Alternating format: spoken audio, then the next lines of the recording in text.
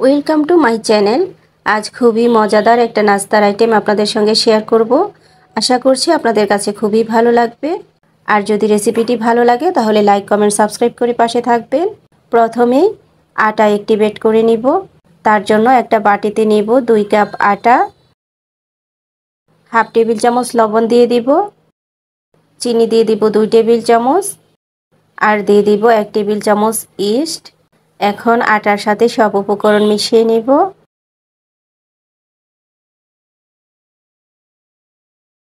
সব উপকরণ মিশিয়ে নেওয়ার পর উষ্ণ গরম পানি দিয়ে ডো মাখিয়ে নিব। একসঙ্গে পানি দিয়ে দিব না, অল্প অল্প করে পানি দিয়ে নরম করে মাখিয়ে নিব।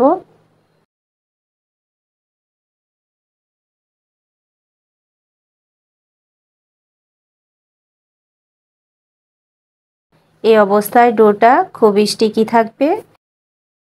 এখন হাতে মাখিয়ে নিব। 1 টেবিল চামচের মতো সয়াবিন তেল দিয়ে একটু সময় নিয়ে হাতে ভালোভাবে মথে নিতে হবে।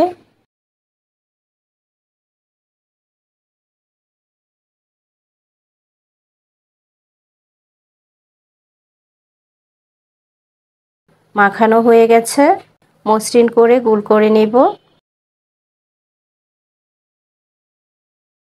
এখন ডোর উপরে অল্প করে তেল লাগিয়ে নিব যাতে উপরটা ড্রাই না হয়ে যায়। পলি দিয়ে র্যাপিং করে ঢাকনা দিয়ে ঢেকে চুলার কাছাকাছি কিংবা কোনো একটা উষ্ণ স্থানে রেখে দিতে হবে। অ্যাক্টিভেট হওয়া পর্যন্ত ওয়েট করতে থাকবো। এই ফাঁকে পুর রেডি করে নিব। পুরের জন্য চুলায় একটা পাত্রে পানি দিয়ে একটা চিকেন ব্রেস্ট পিস সিদ্ধ করে নিব। সামান্য লবণ দিয়ে দিব, সামান্য আদা পেস্ট দিয়ে দিব। এখন মেশিনে ঢাকা দিয়ে ভালো করে চিকেন বয়েল করে নিতে হবে। চিকেন বয়েল হয়ে পানি শুকিয়ে গেছে, ঠান্ডা করে নিয়ে আঁশ ছাড়িয়ে নিব।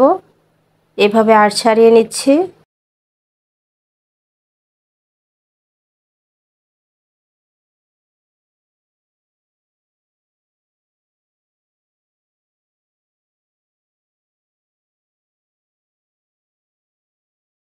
আঁশ ছাড়ানো হয়ে গেছে।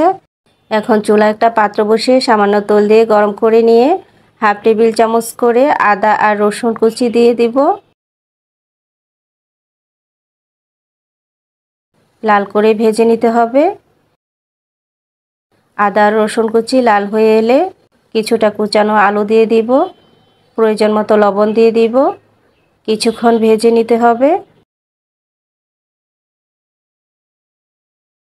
কিছুক্ষণ ভেজে নেওয়ার পর চুলা অফ করে দিব। এখন 1.5 কাপ তরল দুধ দিয়ে দিব। রেডি করে রাখা চিকেন দিয়ে দিব।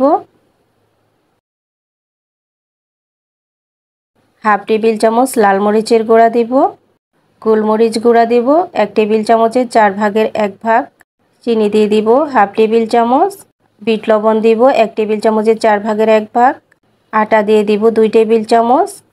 এখন সব কিছু মিশিয়ে নিয়ে চুলা অন করে জাল করে নিব।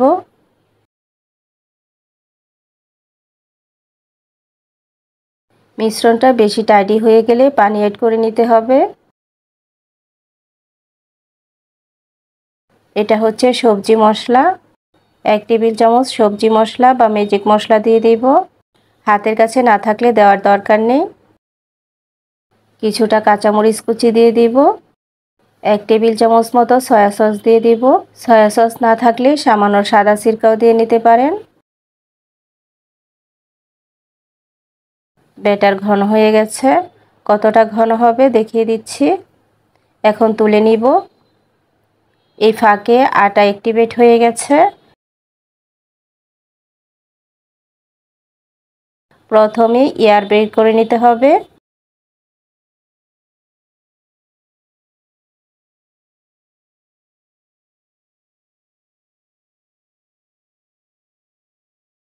এয়ার বের করে নিয়ে যে জায়গায় রাখবো আটা ছিটিয়ে নিতে হবে।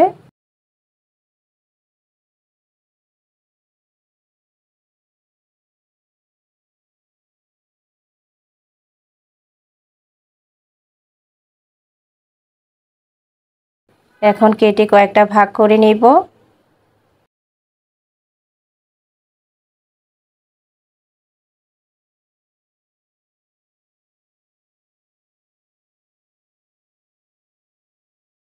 এখন একটা ভাগ থেকে আবারও ছোট করে কেটে নিব।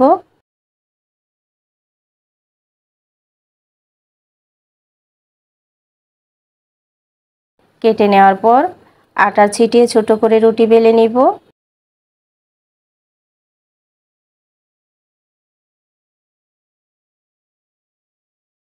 রুটি বেলে নিয়েছি, দেখুন কতটা মোটা হবে। সবগুলো রুটি এভাবে বেলে নেব। চুলায় একটা পাত্র বসিয়ে অয়েল ব্রাশ করে নেব। পাত্র হালকা গরম হয়ে এলে রুটি দিয়ে দিতে হবে।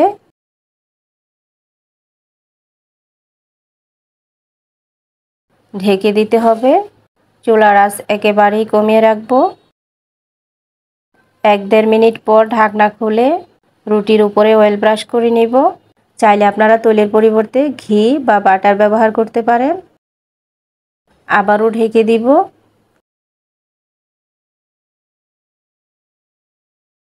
এক পাশ হয়ে গেলে উল্টে হালকা করে ভেজে তুলে নিব।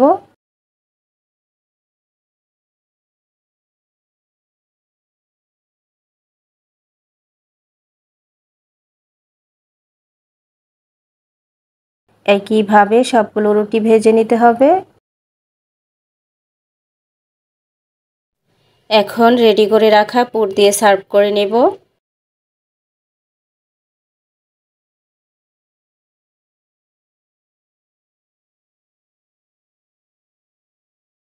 সবগুলো বানিয়ে পরিবেশন করে নিয়েছি।